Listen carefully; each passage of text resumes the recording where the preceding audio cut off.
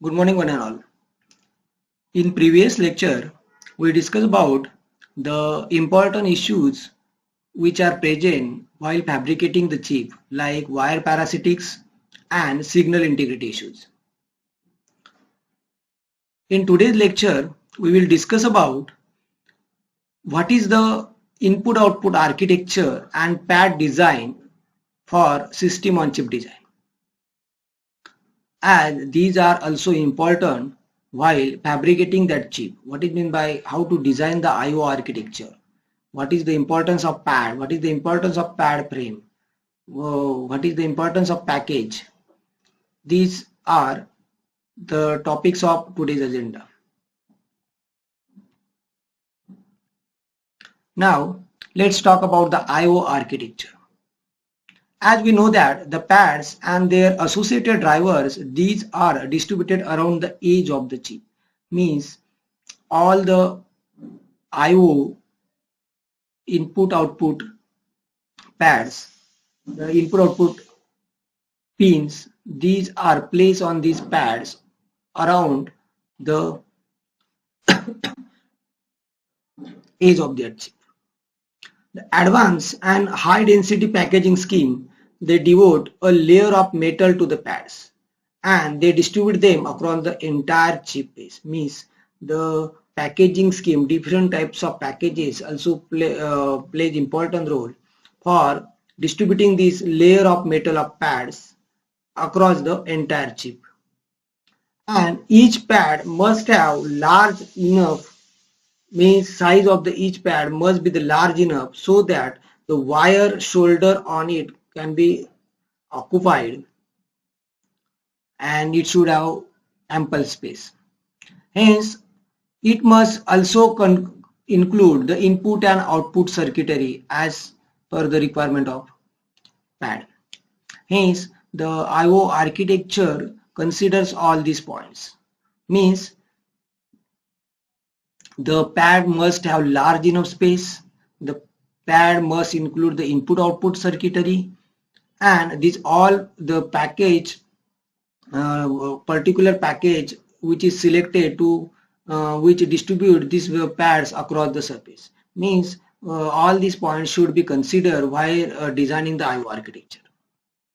Now, this is the particular figure or you can say architecture of pad frame. Here you can say that the outer edge of the chip, all the pads are distributed from where the input and output signals are connected to the core. Core means your main chip, from where your input and output pins are connected to the pad frame. And around the core there are the two power lanes, that is VDD and VSS. Now let's talk about the pad frames. What are the design consideration for the pad frame? Let's talk about the pad frame because pad frame is very important. Each pad is built to a standard width and height for its simplicity. Means every pad has standard width and height depending on what type of package we are using. Each pad has large VDD and VSS line. The VDD and VSS width should be large enough which are running throughout the circuit.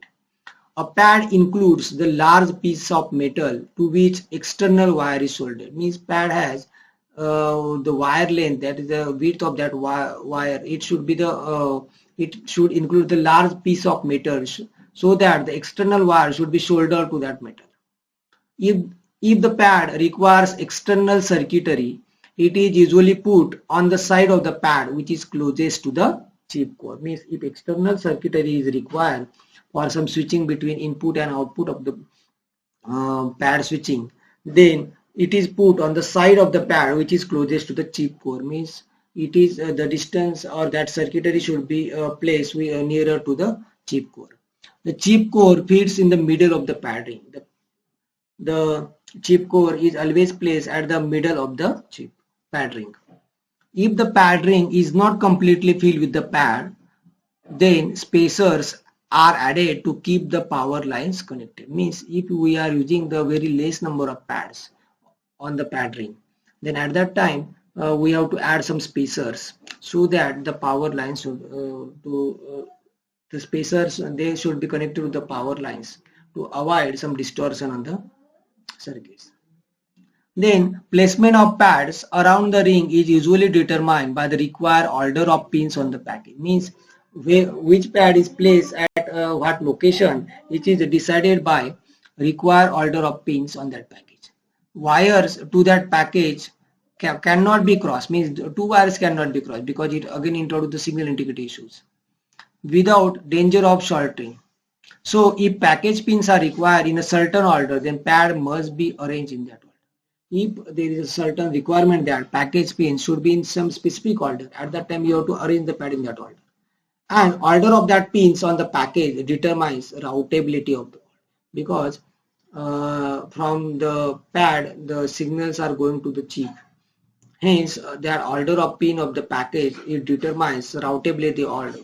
Routability means routing of the wire to minimize the complexity in the routing of the wire. We have to also follow the order of pins, and also electrical noise among the things. Hence, again, it will introduce electrical noise if complexity is more. Hence, we should take care of order of pins. The order of pins on package has been known to determine which candidate design wins a design contest. Hence, it is a totally skill of designer in what way the order of pins are placed. Hence, the greater design or placement of order of pins has the more importance. The pad size, it should be the larger than any single wire connected to it, so that current in each direction is limited by the outgoing wire. The most important design consideration is pad size should be larger, so the any single wire which is connected to it means it should be greater than the single wire width.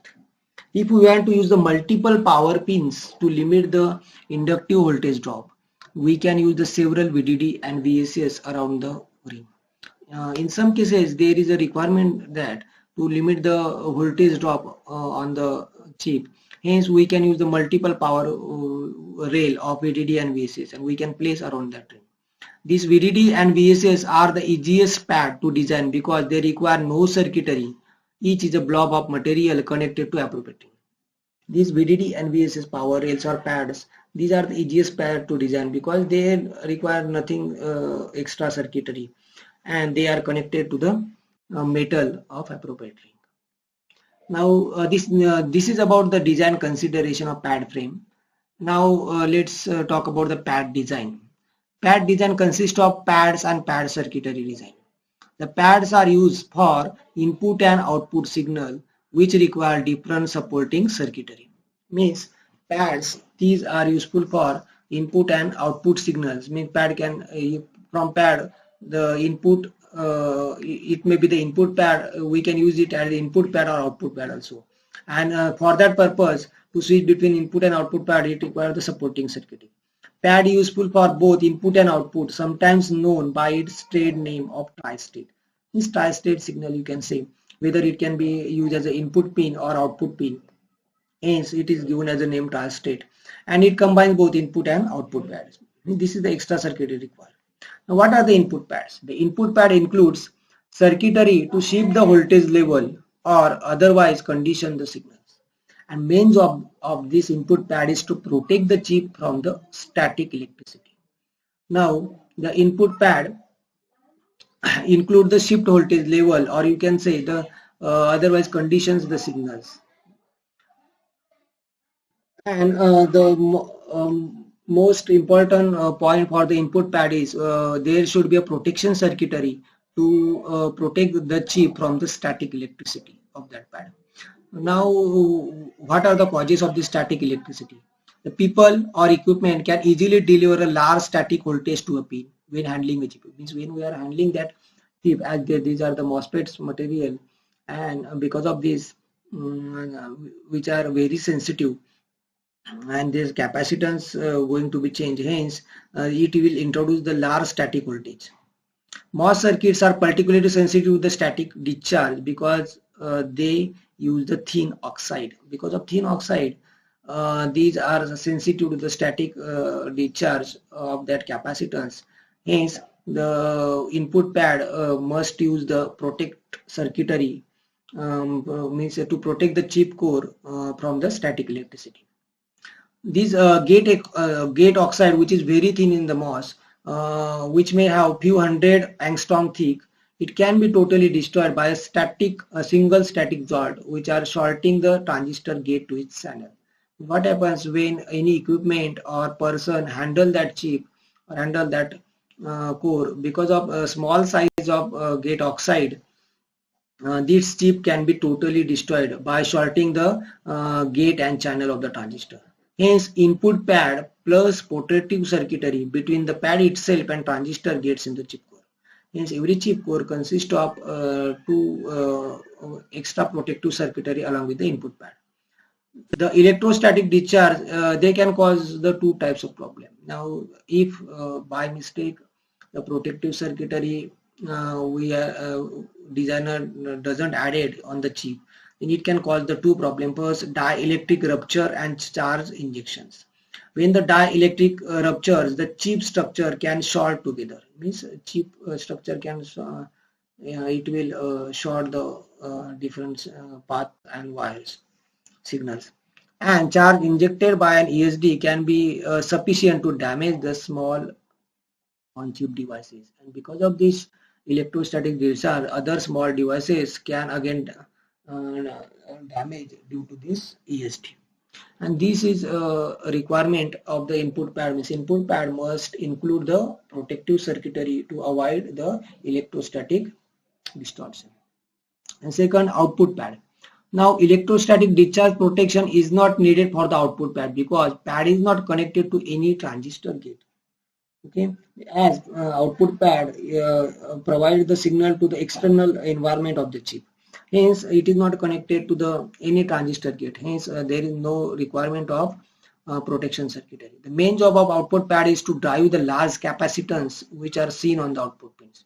Means what is the main job of output pad? To drive the large capacitance which are connecting to the external circuit, and these are present on the output pin. Hence, within the chip, this lambda scaling ensures that we can use smaller and smaller transistor, but the real world doesn't shrink along with our chip's channel length.